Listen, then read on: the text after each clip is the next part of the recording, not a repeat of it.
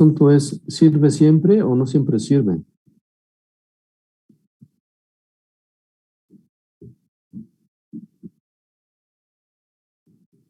¿Para cualquier caja? Eso sería lindo, pero no necesariamente va a ocurrir así. Resulta que el punto en el cual esta cosa va a tener la mínima resistencia, el conjunto del tráiler con la caja, es cuando la línea de corriente inicial, es decir, la más pegada, llega de manera tangencial exactamente a esta esquina.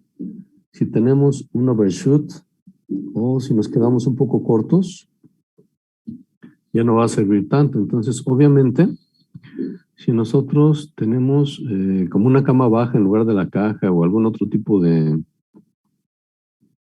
cosa aquí, no sé, una pipa quizás más baja, etcétera, ya no va a funcionar, o al menos ya no va a funcionar tan bien. ¿Qué les parece? Y también dependería de la dirección del flujo, ¿no? Depende de la dirección del flujo, pero a lo que quiero llegar con esto es que a diferencia de un avión, un auto o un vehículo terrestre, posiblemente recuerdan, o a lo mejor han intentado olvidarlo ya, muchos de ustedes les tocó hacer alguna polar alguna vez, ¿cierto? Quizás en quinto semestre o en sexto. Sí. Y esta polar implicaba estudiar por separado fuselaje, alas, empenaje, etcétera. Y después sumarlos todos y quizás agregar un factor de compensación por interferencia. ¿De acuerdo? Se podrá hacer lo mismo en el caso de un auto o un vehículo terrestre, por ejemplo, obtener el coeficiente de las llantas, obtener el coeficiente de la trompa, del parabrisas, del toldo, etcétera, y luego sumarlo. ¿Qué opinan?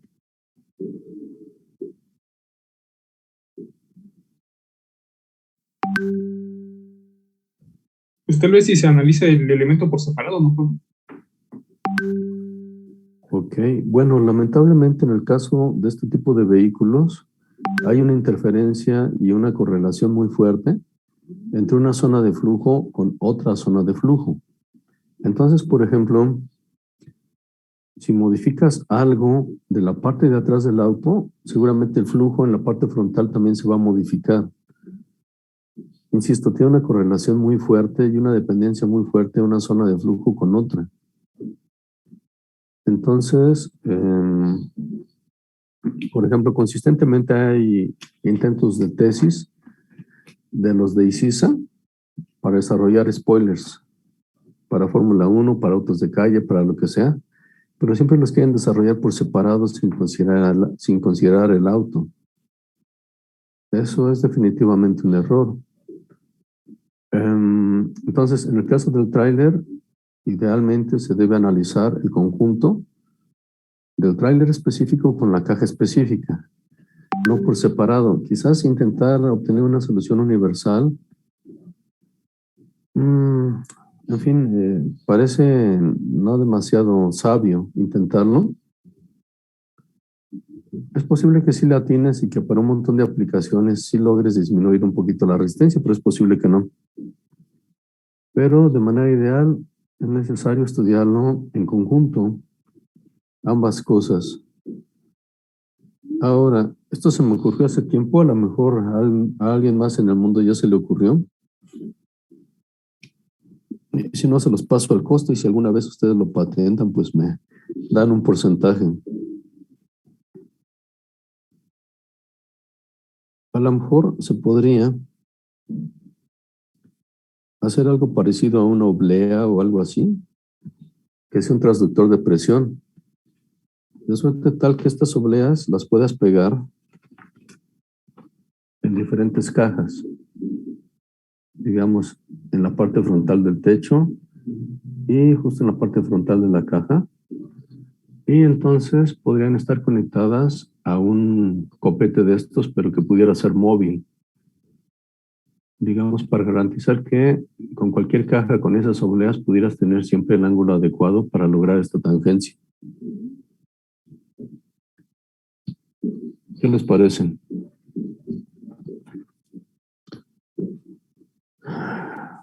Hace poco, unos tesistas hicieron estudios sobre trailers, les platiqué esto, pero ellos prefirieron hacer un montón de locuras adicionales. No se enfocaron mucho a esto, sino a un montón de otras opciones. Entonces analizaron como qué habrán sido como 5 o 6 opciones diferentes de aditamentos, incluido en la parte de atrás, en la caja, una especie de cono, que debería ser como una especie de cono tipo brincolín, un cono inflable, pues, no rígido, para reducir el área base en la parte de atrás. Posteriormente vamos a explicar por qué eso podría funcionar. ¿De acuerdo? ¿Qué más? Entonces, bueno, como les decía, en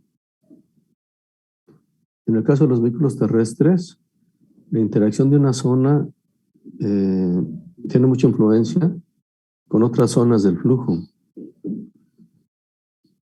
Nada más como un comentario extra. Si nosotros achaparramos un auto, ¿mejorará forzosamente? Quiero decir, genuinamente estaremos haciendo que el flujo abajo del chasis se acelere y por teorema de Bernoulli estaríamos generando baja presión que haría que se pegue más al suelo. ¿Qué opinan?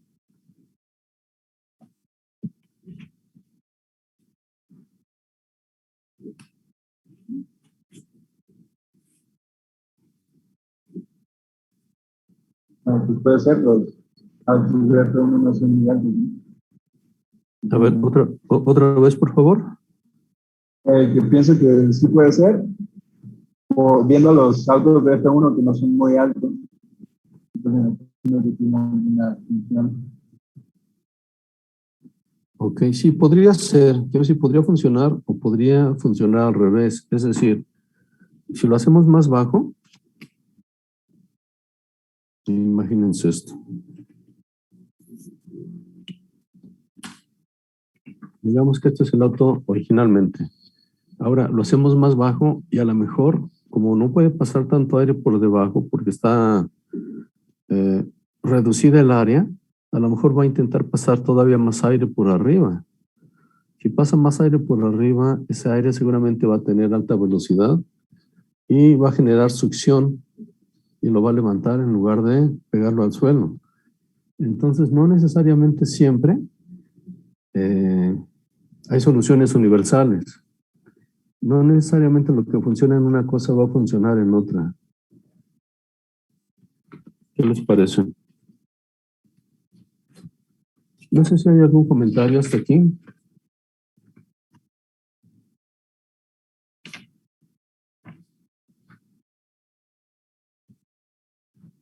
Ajá. Medir presión. Y entonces a lo mejor puedes tener calibrado cuál es la presión adecuada que debe sentir esa oblea, más bien varias obleas, para garantizar que el ángulo con el que está llegando el viento sea el óptimo. Por ejemplo, imagínate que en esta oblea de repente tienes bastante más presión y en esta también, pero quizás menos que aquí. Quiere decir entonces que el viento está pegando casi frontalmente contra esta. ¿De acuerdo? Y eso entonces obligaría a ajustar el ángulo de este copete.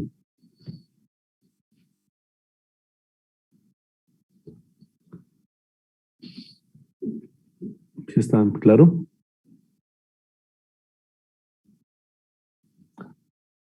A lo mejor sí, a lo mejor no. A lo mejor ya existe, a lo mejor los chinos lo hacen y cuesta $3, no sé. ¿Algo más? ¿Alguna otra cosa?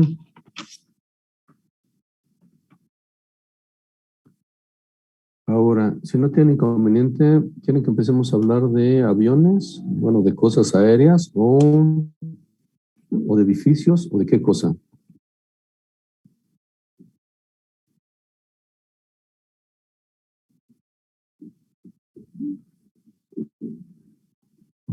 Pues de aeronaves, ¿no, profe?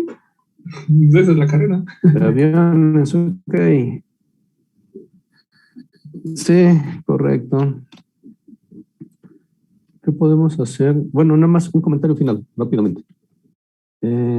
Para vehículos terrestres, ¿el túnel de viento será la única opción? ¿O qué otra opción tenemos para hacer estudios aerodinámicos?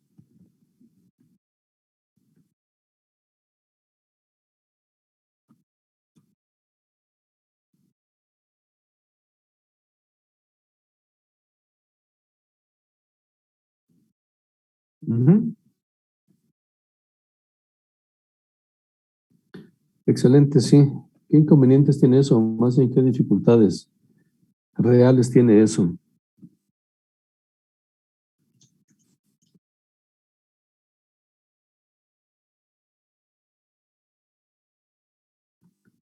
Ok, ¿quién tiene alguna otra sugerencia de los inconvenientes?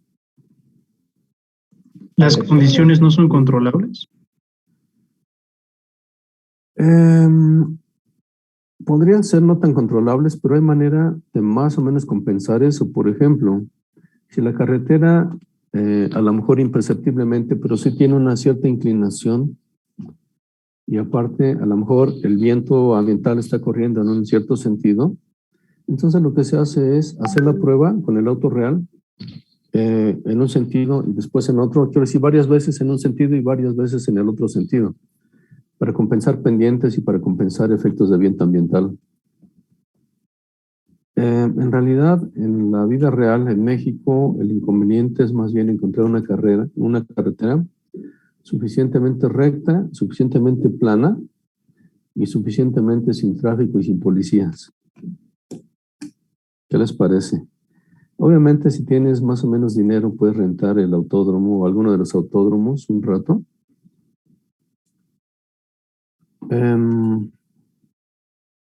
Hace algún tiempo había una tesista de ICISA que estaba intentando hacer esto y ella conocía un pedazo de carretera cerca de Toluca, que todavía no estaba inaugurada. Y entonces, lamentablemente, lo único que pudimos hacer de manera seria fue una visualización con hilos sobre el auto. Y una de las cosas que esa vez intentamos hacer era con un dron seguir el auto para filmar desde arriba el comportamiento de los hilos. Pero lo malo es que estábamos demasiado cerca del aeropuerto y el maldito dron no quiso volar. ¿Qué les parece? Pero bueno, se puede hacer, se puede medir incluso coeficiente de resistencia, coeficiente de sustentación. Visualización de flujo, es decir, se puede optimizar bastante un auto, pero quizás no a nivel de detalle como para generar un auto de producción. A lo mejor si estás en un equipo de carreras así medio, no con mucho presupuesto, sí se pueden hacer muchas cosas, sí se pueden optimizar elementos relativamente grandes como spoilers y demás. Pero así como para tener ¿cómo decirlo? Minuciosidad de detalles que implicaría un auto de producción, no creo. Ahora, lo cierto es que también eso es extremadamente divertido. Pero bueno, ese es el comentario final de esto de los autos. Si quieren, luego platicamos más de qué se puede hacer al respecto ya en un auto real. Y ahora sí, vamos a hablar de aeronaves. ¿Qué se imaginan que se pueda obtener en un túnel de viento respecto al comportamiento aerodinámico de un avión?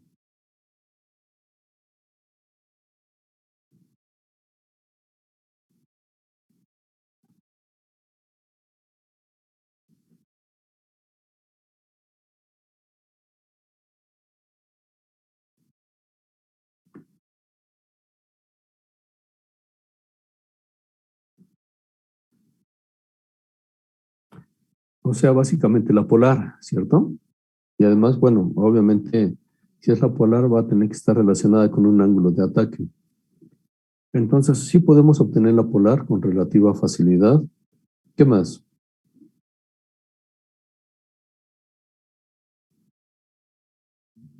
Su eficiencia aerodinámica, por ejemplo.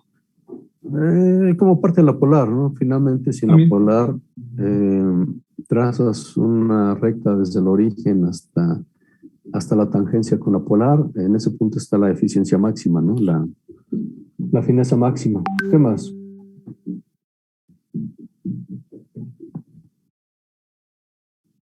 ¿Qué más se les ocurre?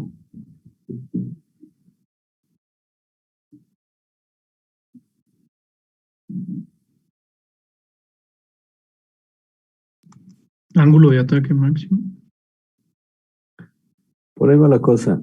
Finalmente el ángulo de desplome, ¿no? Supongo que a eso te refieres, el ángulo de desplome. Sí, bro. De acuerdo. ¿Cómo se imaginan que podríamos obtener el ángulo de desplome en el túnel de viento?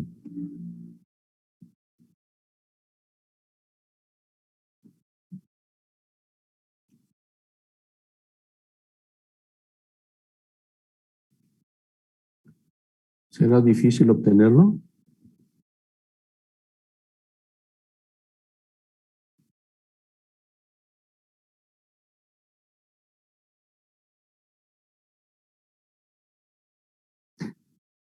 ¿Qué opinan de eso?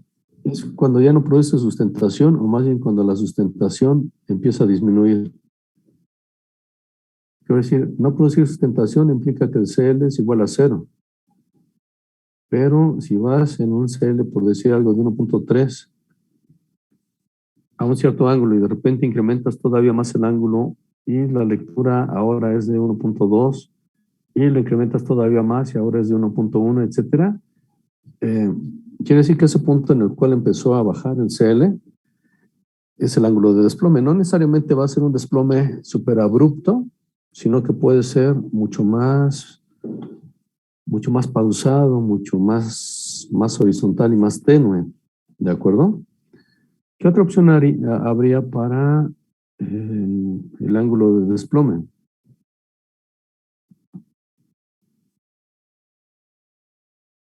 O mejor aún, incluso la progresión completa de desplome, es decir, localizar en qué punto se empieza a desplomar el ala y cómo se va esparciendo el desplome sobre el resto del ala a partir de ese punto. ¿Será importante eso?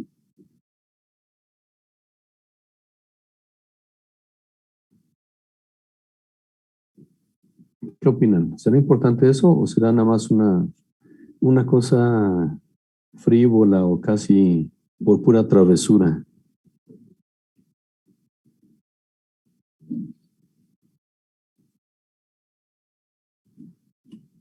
¿Pero por qué sería importante?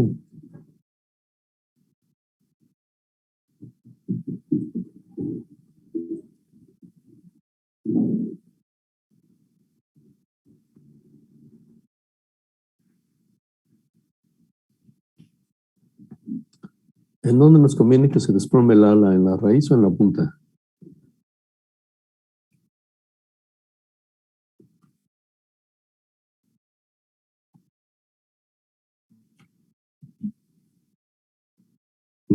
¿Nunca se los dijeron en algún curso? Nope. Ok, qué mala.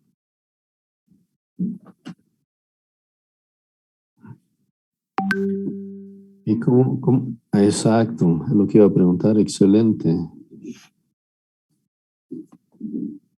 Ok, bastante bien pensado.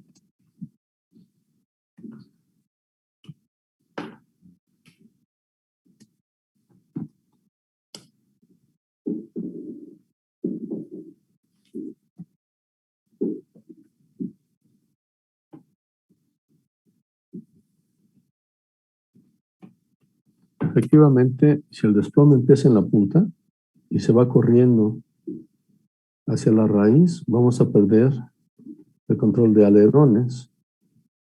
Y además, este desplome, mejor dicho, este corrimiento del desplome puede ser muy rápido. Entonces, a lo mejor el piloto no alcanza a darse cuenta de que ya está totalmente desplomada el ala. Quiero decir, se da cuenta ya cuando está embarrada en el suelo. Pero, ¿qué pasa si es al revés, si se empieza a desplomar primero la raíz? Si se empieza a desplomar primero la raíz, ese desplome va a generar turbulencia, que que va a pegar en el empenaje horizontal. Y entonces, esto va a producir algún tipo de sensación en los mandos, algún tipo de aviso de que se está desplomando, pero adicionalmente no habremos perdido el control de los alerones. ¿De acuerdo? Entonces, una de las razones por las cuales las alas tienen torcimiento y por las cuales el ángulo en la raíz es mayor que en la punta es precisamente para garantizar este comportamiento. ¿Qué les parece? Ahora, en el túnel de viento, ¿cómo podríamos verificar si se está desplomando de forma adecuada? Y adicionalmente, ¿qué tan rápido sería el corrimiento de desplome, etcétera? ¿Cómo podríamos hacerlo?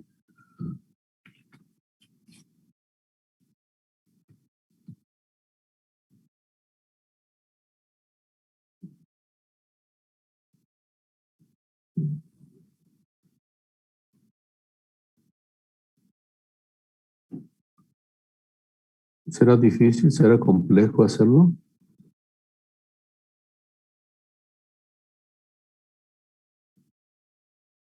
Bueno,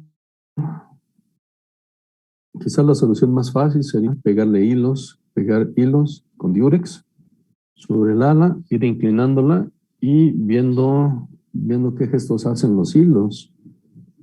De hecho, en la primera práctica vamos a hacer eso, aunque es un ala que ya tiene los hilos pegados desde hace años. Pero como esta ala va a estar unida además a la balanza aerodinámica, aunque no vamos a estar, bueno, posiblemente sí, teniendo fuerzas de sustentación, visualmente los hilos se van a empezar a alborotar, indicando que una zona del ala ya se está desplomando, pero adicionalmente en la balanza se verían dos cosas. Una sería la disminución en la fuerza de sustentación y otra sería un aumento relativamente drástico o grande en el coeficiente de resistencia. Bueno, no en el coeficiente, más bien en la balanza, en la pura fuerza de resistencia. ¿De acuerdo?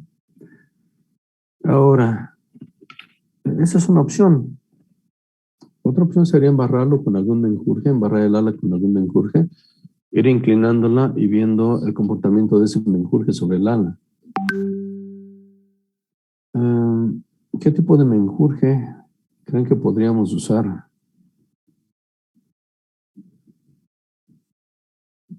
¿Simplemente bastará con agua o algo así? ¿O qué opinan?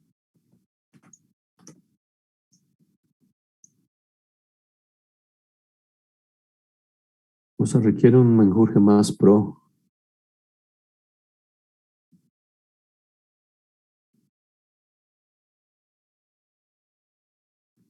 ¿Qué sugieren?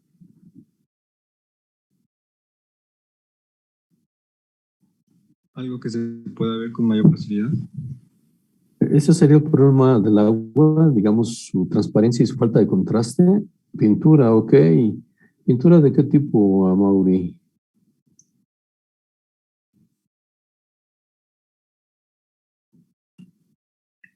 Pues solo había pensado en la pintura, pero podría ser fluorescente para ver las marcas.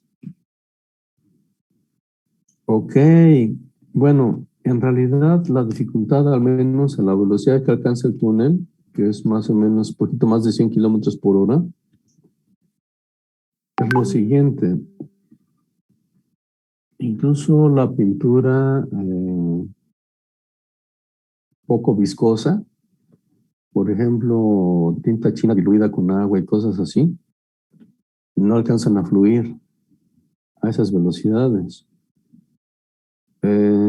Lo que suele suceder es que se forman simplemente gotas en la superficie y las gotas están nada más como temblando, pero no se desplazan. Entonces se requiere algo con una viscosidad adecuada y que además idealmente genere contraste. Les acabo de mandar una foto precisamente en la tesis del tráiler. Y este menjurje que estamos usando aquí, o mejor dicho que se usó aquí, es una mezcla de queroseno con kaolín y con un colorante fluorescente. Entonces el tráiler originalmente es de color negro, se embarra con el menjurje, se le echa viento y observen cómo, sobre todo en la parte frontal del cofre, bueno, en el cofre,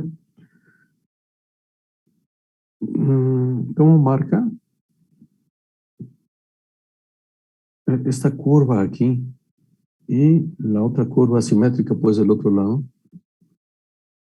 Entonces, bueno, con un menjurje de este tipo, se podría hacer esto. Sin embargo, esto sería como más estático que los hilos. Los hilos podemos moverlos y regresarlos y volver a moverlos. Y en el caso de esta cosa, tendríamos que hacerlo ángulo por ángulo. Por ejemplo, colocar el ala a 12 grados, echarle menjurje, echarle viento, esperar un rato a que se evapore el queroseno y quede nada más embarrada la pintura. Y ver si hubo desplome o no. Repetir la prueba, es decir, limpiarlo, volverle a echar menjurje, inclinar un poquito más el ala, un grado más, volver a echarle viento, esperar otro rato, etcétera. Entonces sería un poco más difícil, pero posiblemente sería, ¿cómo les diré? Lo de los hilos y este menjurje ofrecen información complementaria, no necesariamente uno es mejor que otro. ¿De acuerdo? ¿Qué les parece? Entonces, bueno, podríamos obtener la polar en un avión, podríamos obtener la fineza máxima, podríamos obtener el ángulo de desplome, la progresión del desplome. ¿Qué más?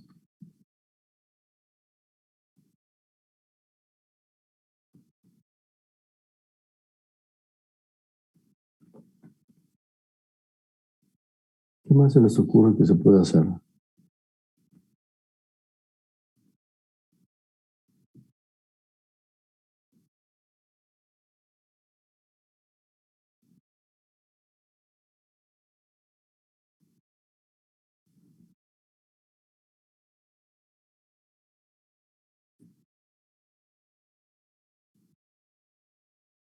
Ok, sí podría ser, pero yo creo que más que buscar que no esté perturbado, bueno, sí, es posible que tenga razón. ¿Solo sobre el empenaje horizontal o hay alguna otra cosa que tenga que ver con este tipo de perturbación a la que te refieres?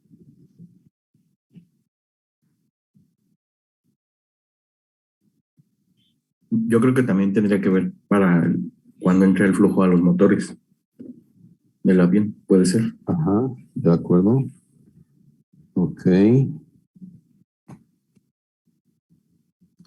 Nada más así rápido, déjeme hacer como un dibujo. Una cosa. Imagínense el siguiente caso. Empenaje horizontal y timón.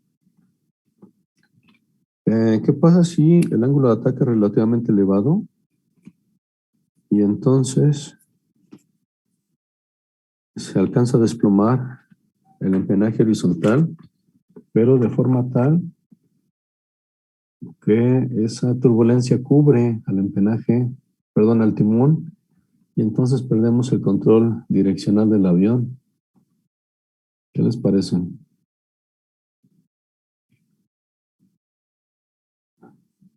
Ahora, por ejemplo, podremos obtener en el túnel de viento qué fuerza se requiere para mover los alerones o el timón o cualquier otra cosa.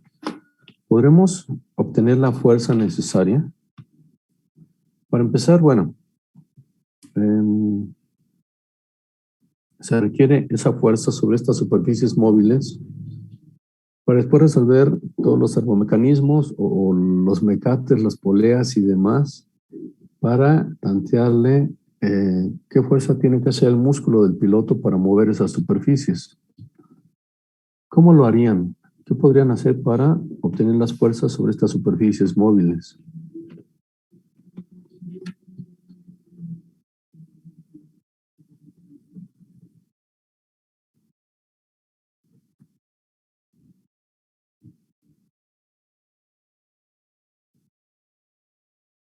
Pero ¿cómo las sacarías? Por ejemplo, haz de cuenta que Tienes el avión completo y tiene una fuerza de arrastre en configuración limpia de 2 kilos, por decir algo.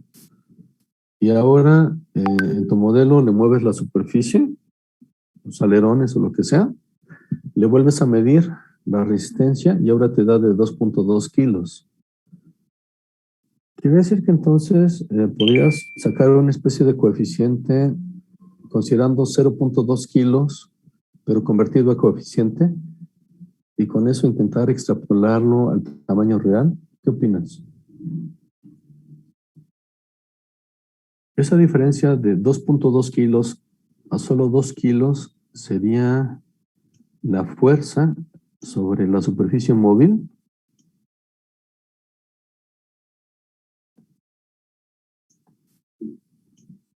¿O no necesariamente?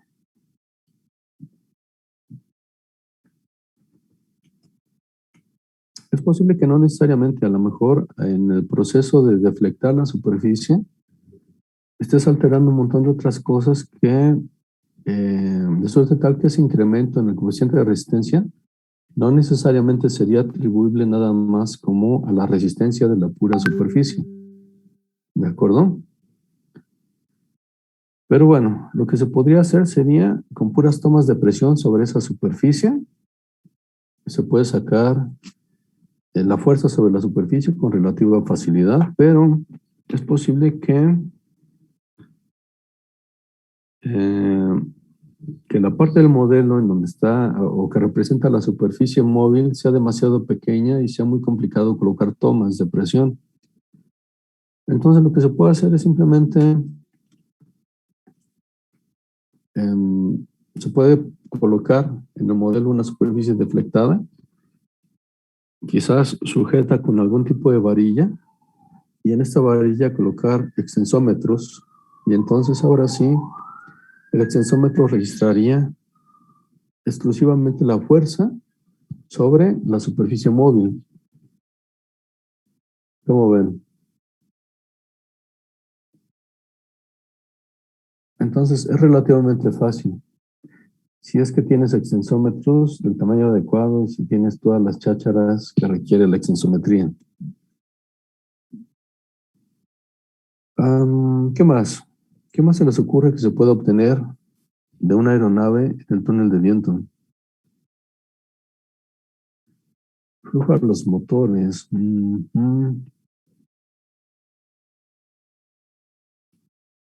Sí, supongo que sí.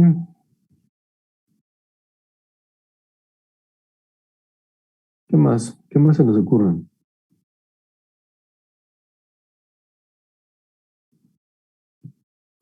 Para el análisis del tren de aterrizaje. Ajá, por supuesto, el tren de aterrizaje, claro. El tren de aterrizaje, es decir, podemos sacar también nuevamente, quizás con extensometría, de manera exclusiva, de cuánto es la carga por viento sobre el tren de aterrizaje y sobre sus compuertas y todas las chácharas. Estoy viendo que faltan un poquito menos de 4 minutos para que se acabe esta primera mitad de la sesión, pero estoy pensando también que aunque haya pandemia es necesario respetar ciertas tradiciones sagradas de la ESIME, como esa magnífica tradición de dar menos clases los viernes. ¿Qué opinan? Entonces, si quieren... De acuerdo. ¿Sí? De acuerdo. Con mucha razón, profe. Bueno. Ya se va a ir la luz. Van a fumigar la escuela, profe, ya vámonos. Sí, es cierto. Ahorita que pasen estos 3 minutos y cachito, a donde nos quedemos y continuaríamos la siguiente semana, ¿les parece? Muy bien. Se me olvidó que les iba a decir de esto. Ok. Imagínense un avión militar que lanza un misil o que suelta una bomba. ¿Creen que pueda suceder esto? Esto es el ala, sueltan la bomba o lo que sea, y entonces en lugar de caer y alejarse del avión, se pueda regresar y dañar el ala. ¿Qué opinan? ¿Puede ocurrir eso en la vida real? Sí, sí se puede. Sí se puede. Sí. Sí se puede. Entonces hay que garantizar la compatibilidad, aunque la bomba haya sido lanzada desde 1 millón de aviones diferentes, garantizar la compatibilidad entre esa bomba específica y ese avión específico. Lo mismo misiles y un montón de cosas. Ahora, esto nos lleva a algunas cuestiones filosóficas interesantes. A ver si puedo explicar esto, aunque sea rápido. Metes tu modelo de avión al túnel con su bomba y entonces atrás pones una especie de cuadrícula. Le echas viento y haces que el avión en el túnel suelte la bomba y entonces la bomba va cayendo y vas fotografiando cómo va cayendo, pero incluso no solo hacia abajo, sino cómo va rotando. Ajá. ¿Cuál es la cuestión filosófica aquí? Por ejemplo, si en el primer segundo tiene una rotación de 20 grados, necesariamente en el avión real, en un segundo va a rotar 20 grados o de alguna forma el tiempo también está escalado. ¿Qué opinan? ¿Sí me explico? ¿Estaremos o tendremos necesidad de escalar también el tiempo? ¿Cómo ven?